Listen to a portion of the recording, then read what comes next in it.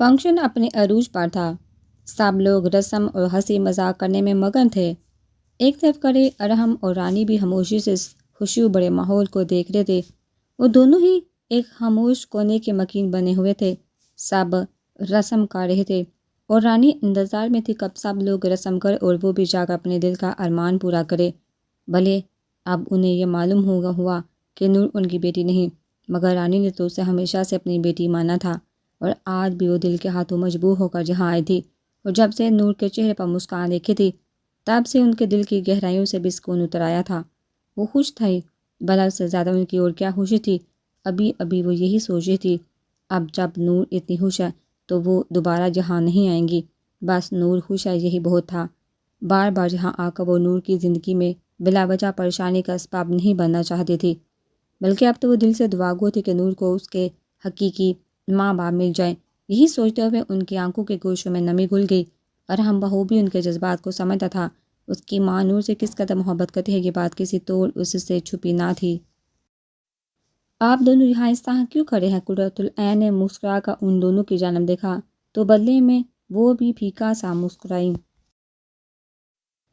نہیں قرۃ العین، وہ ہم بس دیکھ رہے تھے کہ نور خوش ہے۔ میں نے بیٹی سمجھا ہے اسے ہمیشہ، رہا نہیں گیا تو میں آ گئی۔ آنکھوں میں نمی لیے وہ بے بسی سے گویا ہوئی۔ قرۃ العین ان کے جذبات کو سمجھ ہی تھی، تبھی رانی کے دونوں ہاتھ اپنے ہاتھوں میں لے کر تھوڑا سا مسکرائی۔ میں سمجھ سکتی ہوں، مگر آپ کو اس طرح غیروں کی طرح ایک طرف کھڑے ہونے کی کوئی ضرورت نہیں۔ آگے بڑھی اور جا کر رسم میں حصہ لیں، بلکہ آپ کو سب سے پہلے آگے آنا چاہیے۔ بھلے نور کو آپ نے جنم نہیں دیا، مگر آج تک اسے پال پوس کر آپ نے بڑا کیا ہے، اسے زمانے کی سرد اور گرم سے بچایا ہے۔ تو کیا ہوا جو وہ آپ کی بیٹی نہیں؟ رشتے خون سے زیادہ احساس کے ہوتے ہیں، یہ چیز تم اسون اور سلیم کو دیکھ کر اندازہ لگا سکتی ہو۔ ان دونوں کے درمیان کوئی خونی رشتہ نہیں، پھر بھی وہ دونوں بھائیوں کی طرح رہتے ہیں۔ بات سب احساس کی ہوتی ہے، محبت کی ہوتی ہے، ورنہ تو بعض اوقات ان کے رشتے بھی دغاباز نکل جاتے ہیں۔ چلیے آپ دونوں آئیے میرے ساتھ، کاش مجھے پہلے پتہ ہوتا آپ آگے ہیں، میں پہلے آپ دونوں سے ہی رسم کرواتی۔ قرۃ العین کی باتیں آج اس پر کم سے کم یہ بات وعدہ کر گئی تھی، اور آج سے 23 سال پہلے اسون ملک نے اس کے اوپر قرۃ العین کو کیوں ترجیح دی تھی؟ بے شک وہی اسون ملک کی محبت کے لائق تھی۔ ان کے بیٹے نے قرۃ العین کی بیٹی کے ساتھ اتنا برا کرنے کی کوشش کی تھی، جبکہ اب سب پر واضح ہو گیا تھا کہ وہ سب نور کے کچھ نہیں لگتے، پھر بھی وہ اس کے احساسات کو سمجھ رہے تھے۔ ارے سوچ کیا رہی ہیں آپ دونوں؟ وہ دونوں ہی قرۃ العین کی آواز پر ایک بار پوچھ چونکے۔ نہیں کچھ نہیں، چلیے میں نور سے مل لیتی ہوں۔ وہ ایک بار پھر مسکرائی۔ ماں رانی کو اپنی طرف آتے دیکھ کر اس کے لب بھڑبڑائے، مگر ارسل کے ہاتھ میں اپنا ہاتھ محسوس کر کے اس نے التجائیہ نظروں سے اس کی طرف دیکھا۔ پلیز۔ بے بسی سے وہ بس اتنا ہی بول پائی، مگر اگلے ہی لمحے اس کی آنکھوں میں حیرت اور لبوں پر مسکراہٹ بکھر گئی جب ارسل نے نرمی سے پلکیں جھپکا کر آہستگی سے اس کا ہاتھ چھوڑ دیا۔ ماں وہ پوری طرح سے اپنی ماں کی طرف متوجہ ہوئی، مگر اس کے جھولا اترنے سے پہلے ہی رانی نے اپنے اور اس کے درمیان کا فاصلہ عبور کیا۔ بیٹی بیٹھی رہو بیٹا۔ انہوں نے شفقت سے نور کے سر پر ہاتھ رکھا اور آگے بڑھ کر اس کے پیشانے پر محبت سے بوسہ دیا، اور ہم نے بھی آگے بڑھ کر اسے گلے سے لگایا۔ خوش ہو روندو لڑکی۔ ارحم کے مذاق پر وہ ہلکا سا مسکرائی، جبکہ آنکھوں میں یکایک نمی اتر آئی تھی۔ ارسل نے بھی حیرانگی سے ارحم کی طرف دیکھا۔ آج وہ اسے بادماغ ارحم ملک کہیں سے بھی نہیں لگ رہا تھا۔ رانی اور نور کو ایک ساتھ دیکھا، مشی کی آنکھوں میں بھی نمی پھیل گئی۔ اگر آج اس کی ماں زندہ ہوتی تو اس موقع پر ویسے ہی اسے پیار کرتی۔ مشی کی آنکھوں کا مرکز نور اور اس کی ماں دیکھ چاند نے گہرا سانس خارج کیا۔ مشی چاند کی سرگوشی پر وہ چونک کر اس کی طرف متوجہ ہوئی۔ ہاں میں ہوں تمہارے ساتھ۔ اس کا ہاتھ اپنے ہاتھوں میں لے کر اس نے مشی کو تسلی دینے کی کوشش کی، مگر ماں کی کمی کوئی تسلی پورا نہیں کر سکتی۔ پھر بھی وہ خاموشی سے اس بات میں سر ہلا کر نظر جھکا گئی۔ کسی اور نے مشی کا دھواں ہوتا چہرہ دیکھا ہو یا نہ دیکھا ہو، مگر قرۃ العین نے یہ منظر بخوبی نوٹ کیا۔ اس کی ماں بچپن میں ہی گزر گئی تھی۔ یہ بات اسے چاند سے معلوم ہوئی تھی، مگر اس کی شادی ایک غلط فہمی کے زیر اثر ہوئی، اور آج اس کی خوشیوں میں اس کا کوئی اپنا اس کے ساتھ موجود نہ تھا۔ ایک پل کے لیے قرۃ العین کے دل کو کسی نے مٹھی میں لے لیا، مگر اگلے ہی پل وہ حتمی فیصلے پر پہنچ کر اسفت کی طرف بڑھی۔ ارحم اور رانی کو نور کے پاس دیکھ مصطفیٰ کے دماغ کی رگیں تن گئی۔ ہمت کیسے ہوئی ان لوگوں کی جہاں آنے کی؟ ساری زندگی ان لوگوں کی وجہ سے اس کی بہن اس سے دور ہی تھی، اور آج یہاں کا وہ دونوں کیا ثابت کرنا چاہتے تھے کہ ان دونوں کو نور کی بہت فکر ہے۔ غصے سے مٹھیاں بھینج کے اس سے پہلے کہ وہ کھڑا ہوتا ان لوگوں کی سمت بڑھتا، اچانک کندھے پر کسی ہاتھ کا دباؤ محسوس کر کے وہ حیرت سے پیچھے ہوا۔ اپنے پیچھے عثمان ملک کو کھڑے دیکھ اسے حیرت مگر غصہ ابھی بھی کم نہیں ہوا تھا، آنکھوں سے ابھی بھی شرارے پھوٹ رہے تھے۔ اپنے غصے پر کنٹرول رکھو دماغی، جانتا ہوں تمہاری بہن تم سے بہت عرصہ تک دور ہے، مگر اس میں ان دونوں کا کوئی قصور نہیں تھا۔ جو بھی کیا وہ میری پھپھو اور ان کے داماد نے کیا تھا۔ ان دونوں کو تو آج تک کچھ معلوم نہ تھا۔ آج تک رانی کے لیے نور اس کی بیٹی اور حرم کے لیے اس کی بہن تھی۔ ذرا غور کرو، ان دونوں پر کوئی غلط مقصد لے کر یہاں نہیں آئے ہیں، بلکہ تمہاری بہن کی خوشی میں شریک ہونے اور اسے دعا دینے آئے ہیں۔ اسود ملک کے سمجھانے پر اس کا غصہ کچھ کم ہوا اور وہ منہ بنا کر خاموشی سے دوبارہ جھولے پر بیٹھ گیا۔ روپ جو اس کے اس طرح ایک جھٹکے سے کھڑے ہونے پر حیران ہوئی تھی، دوبارہ وہی براجمان ہونے پر برا سا منہ بنائے، جبکہ اسمن کو مصطفیٰ کے ساتھ اس کی بات کو سمجھ کر خاموشی سے واپس بیٹھ جانا اچھا لگا۔ اسمن ادھر آئیے ذرا۔ قرۃ العین کی پکار پر اس نے روپ و مصطفیٰ سے نظر ہٹا کر ساری توجہ قرۃ العین کی جانب مبذول کی۔ ہاں تو قرۃ العین نے مشی کے پاس آ کر بڑے مصروف سے انداز میں اسے مخاطب کیا۔ ہاں دو۔ اسے حیران دیکھ قرۃ العین نے ایک بار پھر اپنی بات کو دہرایا۔ چاند کو کھسکنے کا اشارہ دیکھا وہ خود بھی مشی کے برابر میں آ بیٹھی اور اسی کلائی میں کالے رنگ کا داغا باندھنے لگی کہ میں نے اپنی بیٹیوں کے لیے بنوایا تھا تاکہ ان کو کوئی نظر نہ لگے۔ اب تم سوچو کہ میری تو بس ایک ہی بیٹی ہے روپ، مگر نہیں، تارا بھی میری بیٹی ہے اور اب نور بھی۔ ویسے تو ہماری خواہش تھی کہ خدا ہمیں اپنی ایک اور بیٹی سے نوازے، مگر وہ کہتے ہیں نا جو ہوتا ہے اچھے کے لیے ہوتا ہے، تب خدا نے ہمیں کوئی بیٹی نہیں دی تو کیا ہوا؟ دیکھو آج کتنی پیاری اور منموہنی سی بیٹی سے نوازا ہے۔ اس نے محبت سے مشی کی تھوڑی کو چھوا۔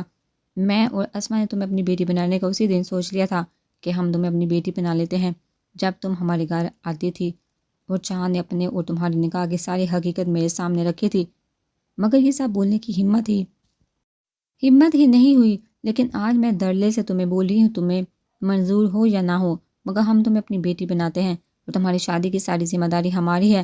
جانتی ہو ہم میں سے کوئی بھی تمہاری ماں کی جگہ نہیں لے سکتا، مگر میں کوشش ضرور کروں گی۔ آج سے جیسے میرے لیے روپ ہے ویسے تم بھی ہو بیٹا۔ بولتے بولتے قرۃ العین کا خود کا لہجہ بھی گلوگیز ہو گیا۔ بھلا ماں کے نہ ہونے کا درد اسے بہتر کون سمجھ سکتا تھا۔ اچھا چلو بتاؤ، بنو گی میری بیٹی؟ اس نے آس بڑی نظروں سے مشی کی طرف دیکھا جو نہ جانے کب سے خاموش آنسو بہا رہی تھی۔ قرۃ العین کے دیکھنے پر جڑ سے اس بات میں زور زور سے سر ہلایا۔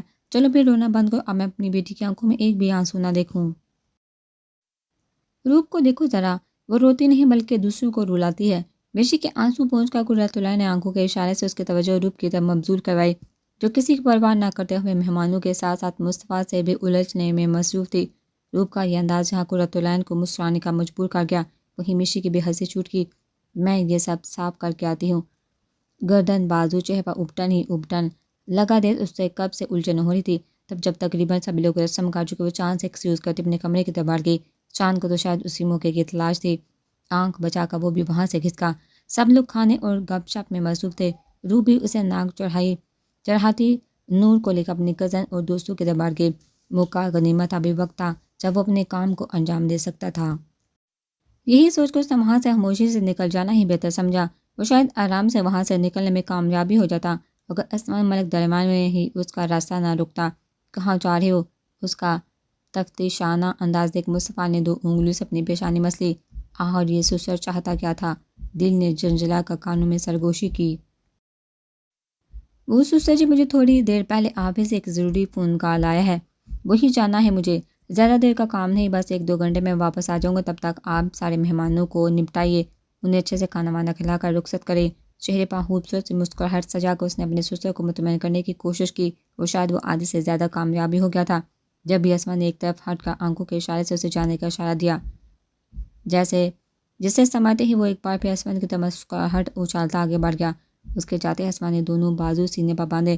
واہ، میرے داماد کے لہجے میں آج اس قدر مٹھاس گھلی تھی اور اسمائل پر اسمائل بھی دے رہا تھا۔ یہ دونوں چیزیں وہ میری عزت میں کر کے گیا یا پھر بات کچھ اور تھی؟ آخر میں اسما کی جاسوسی آتما نے ایک بار پھر کروا لی۔ او گاڈ! ایک اکیلے کونے میں بیٹھ کر اس نے اباسی دی۔ یہ اس کے سونے کا وقت تھا اور سب لوگ رسم کر کے اب خوش قبوں میں مصروف تھے۔ روپ اور نور ایک طرف بیٹھے بار بار اسے اپنے پاس بلا چکے تھے، مگر اسے اس وقت زور و شور سے نیند آ رہی تھی۔ تبھی وہ خاموشی سے کونے کی طرف بڑھ گئی۔ لان میں بینچ دیکھا، وہ خاموشی سے اس پر جا بیٹھی۔ وہ ہمیشہ سے اپنی ماں کے ساتھ سوتی تھی، ابھی جب وہ ملک ہاؤس آتی تھی تب وہ روپ کے ساتھ سوتی تھی، کیونکہ وہ ہمیشہ سے روپ کی طرح بننا چاہتی تھی۔ مگر آج اس کی ماں بھی کاموں میں گری تھی، جبکہ روپ کو اس کی سہیلیاں اور باقی مہمانوں نے گھیرا تھا۔ ان دونوں کے سوا اسے نیند نہیں آتی تھی۔ جب وہ سونے جائے گی تو انہیں بھی ساتھ لے جائے گی، یہ سوچ کر وہ ایک تنہا کونے کی طرف بڑھ گئی، مگر جانے سے پہلے اس نے روپ کو اشارے سے بتا دیا تھا کہ وہ اس طرف جا رہی ہے۔ روپ نے اسپتال میں ساحلہ کو آرام سے وہاں جانے کا اشارہ دیا۔ خود سے سارا اوپن صاف کر کے تولیے سے ہاتھ منہ صاف کرتے ہوئے وہ سادہ سے کاٹن کے شلوار قمیض میں ملبوس ہوگا خود کو کافی حد تک پرسکون محسوس کر رہی تھی۔ شیر کی پشت پر ٹاول پھیلا کر جیسے وہ اپنے بیڈ کی طرف بڑھی، سامنے ہی چاند کو اپنے بیڈ پر سکون سے لیٹا دیکھ اسے حیرت ہوئی، مگر یہ حیرت زیادہ دیر تک وہ قائم نہ رہ سکی۔ اس نے بتایا تھا اس کا بچپن اس گھر میں گزرا ہے، کہیں بھی آنا جانا اس کے لیے بڑی بات نہ تھی۔ کیوں آئے ہیں یہاں؟ ڈریسنگ ٹیبل سے لوشن اٹھا کر ہاتھوں پر مسلتے ہوئے اس نے انجان بن کر سوال کیا۔ تعریف کرنے آیا ہوں تمہاری، تو پھر دیر کس بات کی، کرو تعریف۔ وہ ہلکا سا مسکرائی پاس آؤ۔ اتنی دور سے بھلا کیسے تعریف کروں؟ اچھا جی، اتنی کمزور نظر ہے آپ کی۔ مشی نے جٹ بات پکڑی، صرف نظر ہی نہیں، دل بھی آج کل کافی کمزور ہو رہا ہے۔ تم پاس آؤ تو آنکھوں کو روشنی اور بے چین دل کو قرار ملے۔ وہ بھی پورے موڈ میں بیٹھا تھا۔ اچھا جی، میں آپ کی آنکھوں کی روشنی اور دل کے قرار کا انتظام کروں، بدلے میں مجھے کیا ملے گا؟ وہ باقاعدہ سودے بازی پر اتر آئی۔ اس سے بحث کرنا مشی کو اچھا لگ رہا تھا۔ اچھا جی، بزنس، چاند نے آبرو اچکائی، ہاں تو ایک مینیجر سے بزنس کی بات نہ کی جائے تو پھر کیا بات کی جائے؟ اس نے بحث کو طول دی۔ یہ مینیجر تمہارا 100% کا شوہر بھی ہے، تو اس سے تم بزنس کے سوا محبت کی بات بھی کر سکتی ہو، اور اگر بزنس ہی کرنا ہے تو محبت کا بزنس کرو، محبت کا بزنس۔ اب کی وہ چونک اٹھی، ہاں محبت کا بزنس۔ چاند کا وہی انداز تھا، کیسے اب کے بعد اس سے تجسس جاگا۔ ایسے تو میں تمہیں محبت کا بزنس نہیں سکھا سکتا، جہاں میرے پاس آؤ تو میں کچھ سوچ سکتا ہوں۔ اس نے لاپرواہانہ انداز اپنایا، لب دبا کر وہ دھیرے دھیرے بیٹھ کی طرف بڑھی۔ چاند نے بھی دونوں بازو پھیلا کر اسے اپنے گوش میں آنے کا اشارہ دیا، جسے دیکھ ایک پل کے لیے اس کا چہرہ شرم سے سرخ ہو گیا۔ شرماؤ مت، آ جاؤ، تمہیں محبت کا بزنس سکھانے کے ساتھ ساتھ تمہاری تعریف بھی کروں گا۔ اس کا شرارتی بڑا انداز دیکھ مشی نے منہ بنایا، مگر چاند نے ہاتھ بڑھا کر اسے اپنے پہلو میں گرایا۔ اس سے پہلے کہ وہ سلگتے جذبات لیے مشی پر جھک کر کوئی شرارت کرتا، باہر سے اپنے نام کی دارتی آواز پر وہ بری طرح چونکا۔ حیرت سے کھڑے ہو کر وہ بنا مشی کی طرف دیکھے باہر کی سمت بڑھا، جبکہ اسے پریشان دیکھ مشی نے بھی اس کے تعاقب میں قدم بڑھائے۔ موبائل پر میسج دے کر اس نے گہرا سانس خارج کیا۔ مصطفیٰ اپنے کام پر نکل چکا ہے، اب اس کی واپسی کسی کی موت کے ساتھ ہی ہوگی، مگر وہ موت کس کی ہوگی اس بات سے وہ خود بھی اتنا ہی انجان تھا جتنے باقی ساری دنیا۔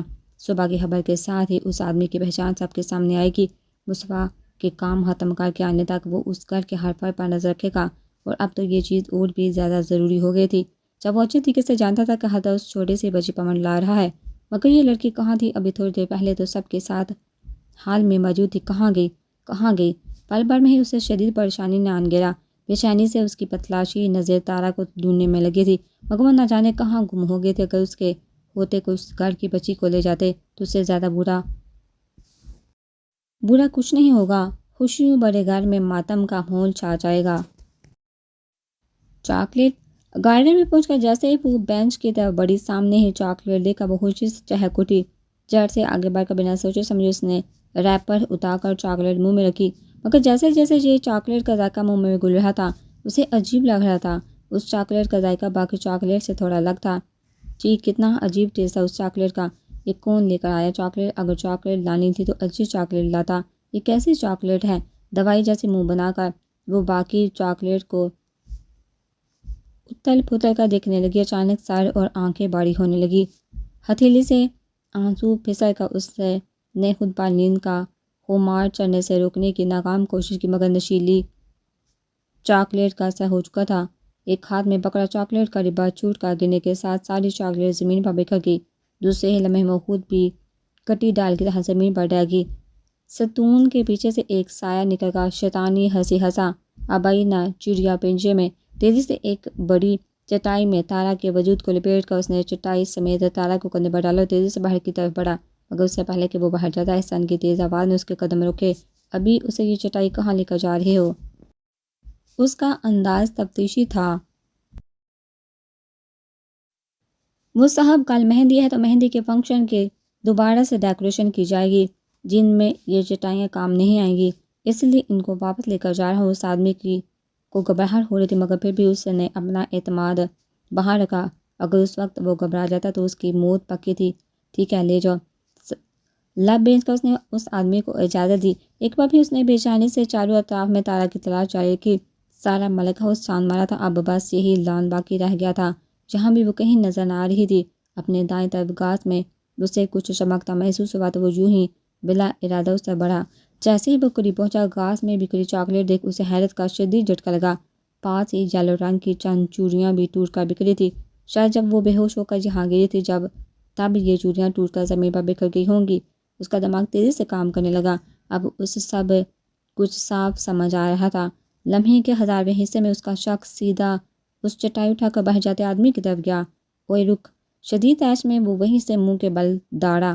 احسان کو اپنی طرف بڑھتا دیکھ اس آدمی نے تیزی سے چٹائی میں لپیٹی تارا کو پھینکنے کے انداز سے گاڑی میں پٹھا۔ اور اس سے پہلے کہ احسان اس تک پہنچنا، وہ تیزی سے گاڑی میں بیٹھا۔ ساتھ بیٹھے آدمی نے زن سے گاڑی بگائی۔ جب تک احسان گاڑی تک پہنچتا، گاڑی اپنی پوری رفتار پکڑ چکی تھی، مگر احسان نے بھی ہمت نہیں ہاری تھی۔ وہ تیزی سے اپنی گاڑی کی سمت بڑھا۔ سیکٹو میں اپنی گاڑی ان کی گاڑی کے پیچھے لگا دی۔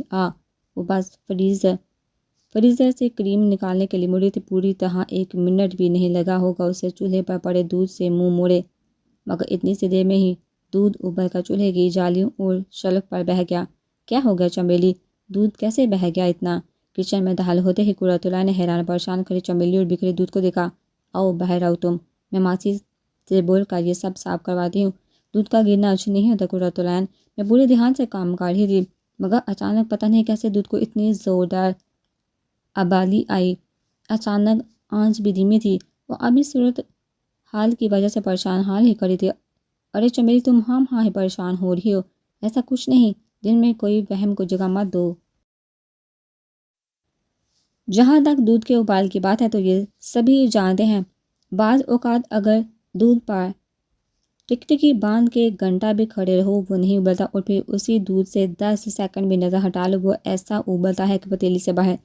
قرۃ العین نے ہنس کر اس کی پریشانی کم کرنے کی کوشش کی۔ نہیں قرۃ العین، میرا دل صبح سے گھبرا رہا ہے اور اب تو دودھ بھی ابل کر نیچے بہہ گیا ہے۔ اور اس سے پہلے کہ قرۃ العین اسے کچھ بولتی، ایک 10 سالہ بچی بھاگتے بھاگتے ان کے قریب آئی۔ آنٹی یہ آپ کے لیے۔ ایک پرچی اس نے چمیلی کے ہاتھ میں تھمائی، جس سے حیران ہو کر اس نے تھام بھی لیا تھا۔ 1 منٹ رکو۔ جیسے اس لڑکی نے جانے کے لیے قدم بڑھائے، قرۃ العین نے فوری طور پر اسے روکا۔ بیٹا یہ کاغذ تمہیں کس نے دیا ہے؟ آنٹی ہم سب کھیل رہے تو ایک انکل ہمارے پاس آئے اور مجھے یہ کاغذ دے کر بولے کہ اس کو میں چمیلی آنٹی کو دے آؤں، اور چمیلی آنٹی کے سوا یہ کاغذ میں کسی کو بھی نہ دوں۔ اس چھوٹی سی بچی کی باتیں چمیلی کے ساتھ ساتھ قرۃ العین کو بھی حیران کر گئی۔ بات تفتیش کے لائق تھی۔ آخر کس نے یہ پرچی دی تھی اور کیا تھا اس میں؟ چمیلی تم دیکھو اس میں کیا ہے۔ میں ذرا دیکھ کر آتی ہوں، یہ کس کی بات کر رہی ہے بیٹا؟ آپ مجھے دکھا سکتے ہو وہ آدمی کہاں ہے؟ قرۃ العین ایک بار پھر مسکرا کر اس بچی کی طرف متوجہ ہوئی۔ ہاں آنٹی وہ وہیں ہیں باہر۔ اس بچی نے جھولے سے ہاتھ کا اشارہ ملک ہاؤس کے خارجی حصے کی طرف کیا۔ چلو دکھاؤ۔ قرۃ العین آگے بڑھی تو چمیلی سے بھی اس کاغذ کو کھول کر دیکھا، مگر جس نے کبھی اسکول کا منہ تک نہ دیکھا اسے پلے بلا کیا پڑے گا؟ بے بسی سے اس نے چاروں اطراف نظر گھمائی۔ ایک 13-14 سالہ بچی پر نظر پڑتے اس نے بلند آواز میں اسے اپنے پاس بلایا۔ بیٹا یہ پڑھ کر بتانا کیا لکھا ہے اس میں؟ چمیلی نے پیار سے اس بچے کو چمکارا۔ کیا آنٹی اتنی بڑی ہو کر بھی آپ کو پڑھنا نہیں آتا؟ منہ پر ہاتھ رکھ کر وہ بچہ چمیلی کے ان پڑھ ہونے پر ہنسا۔ ہاں بیٹا مجھے پڑھنا نہیں آتا، مگر تم مجھے یہ پڑھ کر بتا دو، میں تمہیں بہت ساری چیز دلاؤں گی۔ بے چینی حد سے سوا ہو گئی۔ اور ایسا بھی کیا لکھا تھا اس کاغذ میں جو کسی نے خاص اس کے لیے بھیجا تھا، جبکہ اس کا تو اس بڑی دنیا میں اپنے شوہر اور بچوں کے سوا کوئی اپنا اور جانے والا نہ تھا۔ لائیے دے میں پڑھ کر بتاتا ہوں۔ اس چٹان پر کے بچے کا انداز احسان کرنے والا تھا۔ تو سنیے آنٹی اس میں لکھا ہے۔ اس بچے نے بولنا شروع کیا اور چمیلی کا روم کان بن گیا۔ سب سے پہلے اس شبنم بانو کا سلام قبول کرو میری پیاری چمیلی۔ शबनम बानो। लबू ने एक बार फिर यह नाम दोहराया। लफ्ज़ से या पिघलता शीशा जो किसी ने उसके कानों में उंडेल दिया हो। अंधेरे की अथाह गहराइयों में डूबता दिल और दिमाग उसे आज से कई साल पीछे उन बदनाम गलियों में ले गया। उम्मीद है तुम्हें मैं और ये गलियां याद होंगी। बड़ा अफसोस हुआ था उस दिन जब वो आदमी तुम्हें उन गलियों से निकाल कर अपने घर की इज्जत बनाने के लिए ले गया था। तुम्हारी महक से इस कोठे को महकाने का अरमान मेरे दिल में ही रह गया था। मगर वो डायलॉग सुना है, अगर किसी चीज़ को शिद्दत से चाहो तो सारी कायनात उसे तुमसे मिलाने में लग जाती है। ऐसा ही कुछ मेरे अरमानों के साथ भी हुआ। तुम्हारे ज़रिए तो मैं अपने अरमान पूरे ना कर सकी, मगर मेरे हाथ तुम्हारी कोमल सी फूल सी बच्ची लग गई है।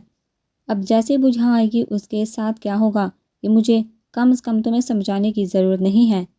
बदल दिए मैंने वो तौर तरीके इस कोठे के जो लड़की के बालग होने पर उसे महफल और बिस्तर की जीनत बनाया जाता था। जाओ जाकर फोड़ लो जहाँ सर फोड़ना है, मगर जब तक तुम्हारी बेटी को बचाने के लिए तुम लोग यहाँ आओगे वो कोमल सी बची फिर बची नहीं रहेगी। वट रबिश आंटी, ये सब क्या लिखा है इसमें?